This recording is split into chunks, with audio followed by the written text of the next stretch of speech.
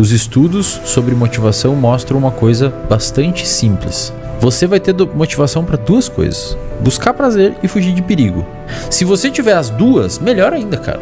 Sabe aquele cara que você contrata, você fala, esse cara vai arrebentar tudo, velho, porque ele tá com dívida, tem um filho pequeno e quer uma vida boa. E adora o trabalho. Esse cara vai dominar o mundo, acabou. Só deixar ele aí solto e dar uma condição que o cara vai pra cima. E é interessante que você tenha um pouco de medo do futuro, cara. É importante que você tenha medo, cara. Por que a pessoa sente medo? O que é o medo? Medo é uma resposta emocional inata. Ninguém aprende a ter medo, a gente nasce sabendo. Ninguém aprende a ter medo, né? Uma criança sabe ter medo. Uma criança tem medo. Não precisa ensinar uma criança a ter medo de escuro. A minha bebê tem medo. Ela tem 1 ano e pouco. Dependendo da situação, ela fica com medo. Exato. Ela tem medo de escuro, por exemplo. E ninguém falou pra ela. Não vai no escuro. A maioria dos medos a gente aprende. E a gente aprende ou sofrendo ou vendo alguém. Então, por exemplo, se ela vê alguém botar um dedo na tomada e tomar um choque, talvez agora ainda muito novinha, mas em algum momento ela vê por imitação. Então ela vê que a pessoa passou a mão no cachorro, o cachorro lá bordoada na mão, saiu sangue, e começou a gritar, ela começa a ficar assustada e provavelmente vai começar a ter medo do cachorro. Ela aprendeu por imitação. Então o ambiente é importante para que você não comece a criar muitos medos nela. Então você oferecer um ambiente um pouco seguro. Por isso que pessoas que têm uma vulnerabilidade social maior, vivem em bairros violentos, etc., têm um aumento de chance de abrir quadros de humor na idade adulta. Porque crescem num ambiente hostil, né? Eles ficam com... Resistência? Não. Ficam com aumento de chance de abrir quadro. Eles podem acabar abrindo um quadro de transtorno psiquiátrico. Entendi. Agora, o medo é uma resposta importante, cara. Se você não tem medo, você não olha para os dois lados antes de atravessar a rua. Você morre sem medo. Você tem que ter medo. O medo é importante. Muito. Inclusive, a dopamina aumenta para buscar o suco. Mas também, se você falar para o macaquinho que está vindo se você ensinar o macaquinho que está vindo uma cobrinha de plástico, e quando essa cobrinha pegar no pezinho dele, dar um choque nele, quando ele vê a cobrinha de plástico, ele vai sair correndo.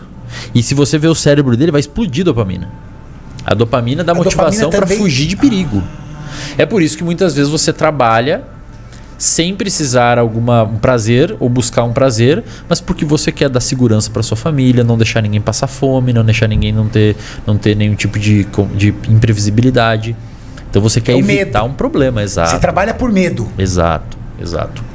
Então a dopamina é para esses dois lados. Para buscar o suco, mas para fugir de um pepino também que está acontecendo. Agora, a desregulação do medo, você não saber lidar bem com o medo, é ansiedade clínica. Ansiedade também está ligada a medo. Ansiedade é uma desregulação do medo. Os teus sistemas de medo, numa ansiedade clínica, um transtorno de ansiedade, os seus sistemas de medo estão funcionando demais. Você acredita que, por exemplo, muito. O que você pode falar pra gente sobre isso? Que uma pessoa, por exemplo, que não tem problema, portanto, ela não tem medo de ficar sem comer, ela não tem medo, ela acaba tendo uma diminuição da motivação, porque se o medo ele é um motivador para você ter dopamina, né, você acaba tirando um mecanismo de motivação fisiológico. E aí essa pessoa, do mesmo jeito que ela não tem problemas e ela não tem medos que possam motivá-la, ela desaprende motivação. Então ela, por exemplo, não vai estar motivada para ir treinar, não vai estar motivada para estudar, não vai estar motivada para cuidar. Você acha que isso tem relação, por exemplo, com aquelas pessoas que sofrem um excesso de zelo, né? Quando a gente fala aquela pessoa mimada, né? Então, por exemplo, você dá tudo pro seu filho e aí ele tem uma dificuldade tremenda de fazer alguma coisa, porque ele não tem absolutamente nada para trazer preocupação para ele. Perfeito. Excelente análise. Você cria um ambiente hiper mega seguro, portanto, muitas vezes o que sobra para a pessoa buscar um trabalho, alguma coisa, é uma das vias dopaminérgicas, que é a busca pelo prazer, pela motivação, pela uma recompensa. Então, eu quero fazer uma faculdade porque é bom, porque eu vou conseguir me inserir num grupo social, mas eu não quero fazer uma faculdade e trabalhar porque eu preciso comer e ter uma casa e formar uma reserva de emergência para eu me aposentar cedo e não sei o quê. Ou seja, se ela não gostar da faculdade... Por exemplo, alguns filhos que viram e falam assim, eu não quero a herança do meu pai. Eu quero tocar o meu caminho. Isso Talvez ele esteja explorando outras vias que não sejam o medo para poder buscar motivação para algo. Exato. Ele não se vê motivado para administrar a empresa do pai. Fala, não me desafia isso. E é interessante que você tenha um pouco de medo do futuro, cara. É importante que você tenha medo, cara. Ou eu falo assim, quando eu tiver filho, eu não tenho filho, né? Então pode ser que eu esteja enganado ao falar isso. Mas quando eu tiver filho, eu vou ter... pelo menos eu imagino, né? E agora é fácil falar, mas quando tem deve ser outra história. Mas eu imagino, ou quero pelo menos, evitar ao máximo criar a sensação de que ele tá com a vida resolvida. Isso meu pai fez comigo e isso... É o meu dinheiro, não é o seu dinheiro, é meu. Isso aí. Vai aí, velho, constrói a tua vida. Eu vou te ajudar, não vou deixar faltar nada, não vou, mas também tu não isso foi o que meu pai me ensinou não e é o que eu tento resolvido o teu jogo, fera. Em comum acordo ensinar para as nossas filhas. Porque meu pai, ele sempre foi muito sincero. Ele falou, olha, deixa eu te explicar uma coisa. Eu criei isso para mim, você criou para você. Né? E quando eu fui fazer faculdade, então, eu não tenho como te pagar, então dá seus pulos e resolve seu problema. Exato. Esse problema é seu. Né? Quando chegou a hora, né, quando eu terminei a faculdade, beleza, te ajudei até aqui, porque eu tinha bolsa de pesquisa, né? Eu recebi um dinheirinho, ele ia lá e completava. Né? Mas quando saiu meu diploma, ele falou, você é médico formado, minha obrigação já foi. Né? Então vai fazer suas coisas. E não foi um dos maiores favores que ele te fez, cara? Desde o momento que ele falou pra mim, não tenho como você vai ter que passar na faculdade pública, eu não tenho dinheiro pra te pagar, foi melhor. Estuda aí, cara. Exato. Aí o Muzi ficou com um recall na cabeça dele, tipo assim, cara, se eu não estudar, eu vou me fuder. Porque eu não vou conseguir estudar medicina, eu preciso estudar, passar nesse vestibular aqui. Então ele tinha um medo. Se ele tem a condição de tipo assim, o meu pai falou que se eu não passar ele me paga uma particular, às vezes não ia ter tão motivado para estudar para pública. Não, mas que isso, meus colegas no cursinho, por exemplo, os caras que visivelmente eles não tinham esse drive do pai, da mãe, de, sabe, ter que correr atrás dele, fazer. Os caras trocaram 2, 3 vezes de curso. Desistia. Porque, meu sonho agora é fazer, sei lá, desenho industrial. Aí o cara ia lá, fazia, ele enjoava. Como ele não tinha pressão saudável, né, ele falava, eu posso abrir mão. Aí ele ia pro próximo. Ou seja, é o cara que vivia só da motivação, da busca do prazer. Exato. Então, quando ele percebia que o trabalho não é prazer, é realização, que é uma coisa mais crônica, ele perdia a disposição. Isso, não é isso que vai me fazer feliz. Aí ele queria trocar de curso para ver se ele ia achar nesse outro curso aquilo que é o que... essa busca, né? Uma satisfação que, na minha opinião, assim, para esses caras, que eu lembro, nunca existiu. Tanto que eles não se deram bem em lugar nenhum. Alguns chegaram a não terminar nenhuma graduação, fizeram 4, 5 faculdades, não terminaram nenhuma, né? E hoje eles ainda trabalham junto com a família, mas assim, aqueles empregos de cargos e posições arranjadas, né? Ele é tal coisa, assim, tipo, fica lá. Trabalha na logística. Cara, não dá trabalho. Na época da faculdade, a maioria da galera que ficava no bar era a galera que não precisava trabalhar pra pagar a faculdade. E cara, pensa assim, o que a galera... Às vezes não, viu, Maurício? No meu caso ele era. O cara tem que entender assim, é simples o raciocínio. Da nossa turma. Os estudos sobre motivação mostram uma coisa bastante simples. Você vai ter motivação para 2 coisas: buscar prazer e fugir de perigo. Se você tiver as duas, melhor ainda, cara. Se você tiver motivação para buscar... Você tá com sangue no olho. Porra, você... Sabe aquele cara que você contrata, você fala, esse cara vai arrebentar tudo, velho. Porque ele tá com dívida, tem um filho pequeno e quer uma vida boa. E adora o trabalho. Esse cara vai dominar o mundo, acabou. Só deixar ele aí solto e dar uma condição que o cara vai pra cima. É o que eu falei uma vez pra galera. Falei, cara, você sabe o que é... Meu melhor anabolizante são minhas filhas. Quando eu olho pra elas, eu consigo trabalhar sem dormir, sem comer. Esse é o lado da motivação que você não quer que dê problema. Você tá evitando. Medo. É o medo. E medo é muito motivador, cara. E aí ali é o medo com um trabalho que você se sente bem, que você te faz bem. Sucesso. Junta os dois e você tem um nitro. Você vai pra... Legal. Sacou? E aí às vezes a pessoa olha e fala assim, mas da onde esse cara arruma tanta disposição? Tá aí, eu tenho uma explicação técnica pra isso. Medos específicos, por exemplo, eu tenho medo de altura. Isso vem de experiências ou não? Eu nunca tive nenhuma experiência ruim, mas eu tenho medo de altura, cara. Não sei de onde eu tive isso. Mas de voar de avião? De tudo. Eu não gosto de andar de avião, não gosto de voar de avião. mas eu vou porque tem que voar. Meu amigo. Tem jeito. Não tem Nós jeito. temos curso em fevereiro. Não, tem jeito. Tem uma hora e meia até Porto Alegre, nesse final de semana a gente vai pegar no mínimo 6 aviões. No mínimo 6 eu vou pegar aviões nesse final de semana. No mínimo 6.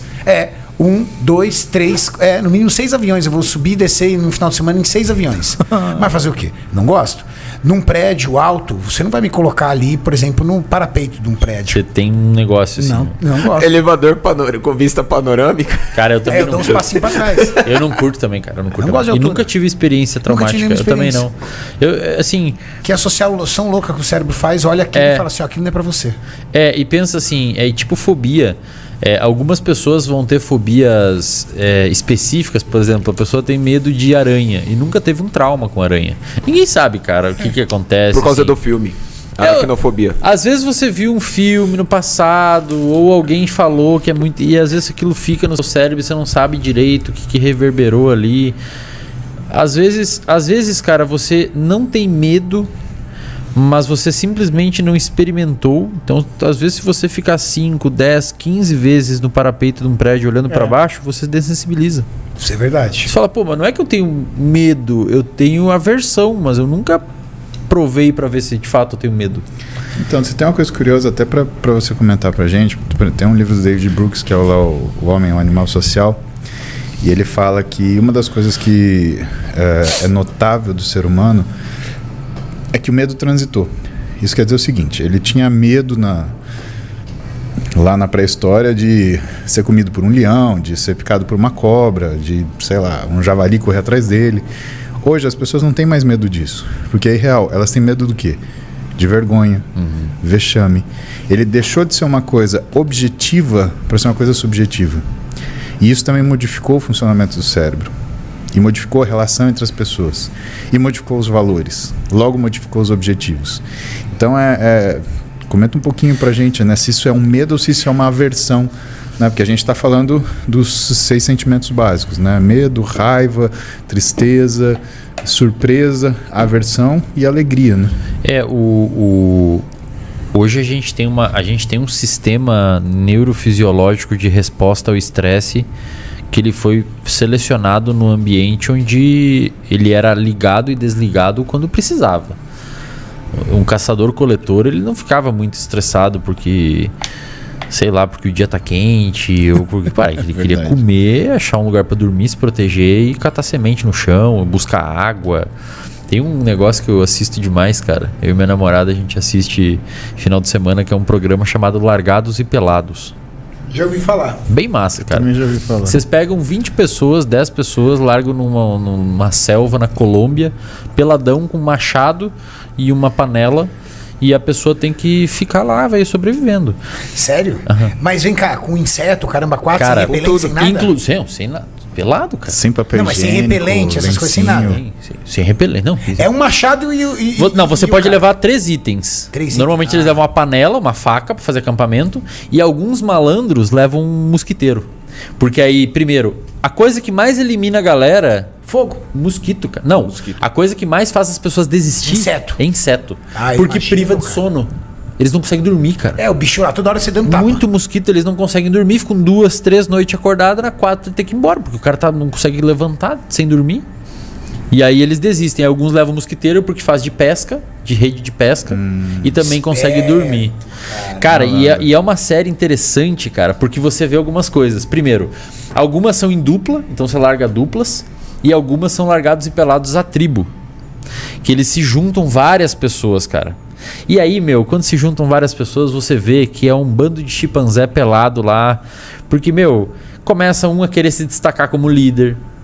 Aí começa a formar umas panelas. E, cara, você vê essa galera lá no meio do mato tentando mimetizar um estado antigo ali do ser humano, dos hominídeos. Cara, os caras pensam 24 horas por dia em 3 coisas: comida, água e abrigo, velho. É mesmo? Só isso que eles querem, velho. Água, água, velho. Eles precisam de água. É a única pauta, eles só conversam sobre isso, eles só pensam nisso. Ninguém fica pensando em outras coisas, cara. Sobrevivência. O cara quer sobreviver. E para isso que os nossos sistemas foram selecionados. Tanto é que quando legal, eles acham... Cara, a gente consegue entender de onde nós viemos na questão fisiológica. Quando você vê eles conseguiram caçar um animal, ou conseguiram achar uma árvore de frutos. A comemoração E eles relaxam, velho. Ali acabou o estresse deles. Eles acharam comida e água. Acabou a briga. Acabou o estresse, acabou o cortisol alto. Vem até os pedidos de desculpa. Aí acontece o quê? O cara tá tudo ali e tal, aí tá em casa, no sofá, suando, nem sabe direito por quê, um estresse filha da puta e tá tudo certo, cara. Geladeira, como você falou. Geladeira cheia, conta paga e o cara estressado, sabe fritando. Que o cara no trabalho não te deu bom dia, é um puta de um pau no cu, você fala, cara, que isso? Às vezes, sei lá, o cara não deu bom dia. Você sabe que eu tava... isso, cara. Às vezes o cara, às vezes você fez um viés. A gente chama na terapia cognitiva de personalização. Às vezes o cara não te deu bom dia, o caixa do supermercado não te deu bom dia, mas, cara, a mãe do caixa do supermercado pode estar com câncer no hospital. Ele não te deu bom dia porque ele não gosta de você. Porque não é um bom dia pra ele mesmo. Não é, velho. Não tem nada a ver com você. Aí você fica o dia inteiro martelando aquilo na sua cabeça e fala, cara, realmente eu sou um merda, mal educado. Aí, mas não tem nada a ver com você, cara. E quando você vê essa galera lá na selva... poucas as preocupações deles. Não é um leque gigantesco assim. Mas é um grande estresse, não é? É um estresse. Estresse tremendo, mas está tudo ligado à sobrevivência. E já chegou a ver esse pessoal depois que ele volta? Cara, eles fazem todo um acompanhamento depois. Às vezes as pessoas ficam mal. Teve gente que ficou 20 dias sem comer. Quando voltou? Não. 20 dias sem comer lá. Não achou comida, cara. E não desistia. 12 quilos, 14 quilos. O cara não desistia. Em 20 dias não desistia. Só água, cara. Água pesa. A água os caras ficam um dia, dois, eles estão fodidos. Aí dá merda. Tontura, vertigem. Aí esses que ficam muito tempo sem comer, às vezes tem que entrar um médico lá, eles tiram alguns exames, glicose pra ver. Às vezes o cara tá fudido. Mas eles já tiraram o cara? Já, teve um cara que desmaiou, velho. Quase caiu em cima do fogo. Eles estavam com a fogueira ali, o cara tava sem comer, muito magro e apagou. Quase caiu em cima do fogo. E tiraram ele do programa? Aí prêmio alto assim? Cara, eu nem sei o que é o prêmio, cara. Você sabe? Eu nem sei o que é o prêmio. É um copo Acho que não sei o que é o prêmio, cara. Não sei o que é o prêmio. Eu tô te perguntando isso porque tem um... Aí eles perdem peso, 12 quilos, 15 quilos... cara, e depois eles mostram os caras que voltaram, os caras vão tomar banho, cara. O cabelo, tem gente que tem que raspar porque não consegue tirar tanta sujeira. Tá tudo enovelado tanta sujeira, cara. Eles mostram eles comendo, o cara muitas vezes não consegue nem comer porque o estômago acho que fica pequeno, sei lá, o cara não consegue comer. Tem alteração da velocidade intestinal. Cara, é bizarro assim, velho. Seria interessante fazer um estudo nessa galera, porque é uma privação muito grande. Tanto que essa galera que faz jejum, né, jejum prolongado, greve de fome, não pode voltar a comer solto, senão dá cagada. A pessoa pode morrer. Antigamente ganhava $5.000. Ah, olha aí. Mas o que eu ia te perguntar? Eu ia te perguntar porque, por exemplo, tem uma palestra muito famosa de um cara chamado Dan Gilbert, um psicólogo. Não sei se você já viu alguma coisa desse cara. Já ouvi falar. É muito bacana. E ele fala sobre o que é a nossa capacidade de adaptação entre coisas boas e coisas ruins. E o que ele fala? Ele fala que ele pega, por exemplo, um sujeito que sofreu um acidente automobilístico e se torna paraplégico. E um sujeito que ganha na loteria. E que depois de um mês ele volta para fazer entrevista com esses caras. E qual é a primeira entrevista? A primeira entrevista é como ele está sentindo, o que está acontecendo. E do mesmo jeito que o cara que se tornou paraplégico, ele acha que a vida dele acabou, que ele nunca vai conseguir. O cara que ganha na loteria, ele está super eufórico, ele acha que ele vai dominar o mundo, que ele vai comprar o planeta. E que depois de um mês, dadas as adaptações, eles se encontram e ambos estão na mesma situação. De satisfação e insatisfação em relação à vida. Como se o cara não tivesse ganhado na loteria e como se o cara não tivesse ficado paraplégico. A memória dele é de como se ele sempre tivesse sido assim. Houve uma deformação para baixo e para cima. Isso. A vida estava indo assim, aí houve uma deformação assim e depois se encontra de novo aqui, né? É curioso, assim. Você acha que essa galera, por exemplo, que vai para um negócio desse, né? Eles têm eles chegam a acostumar com essa situação? Isso muda o que é a visão deles quando eles voltam para aquilo que é a vida normal? Muita gente fala assim, cara, eu sou muito mais forte do que eu imaginava. Muita gente que vai para lá falam isso. Falam, cara, eu sou muito mais forte do que eu imaginava. Eu nunca imaginei que eu ficaria 7 dias sem comer. Caramba. Nunca imaginei.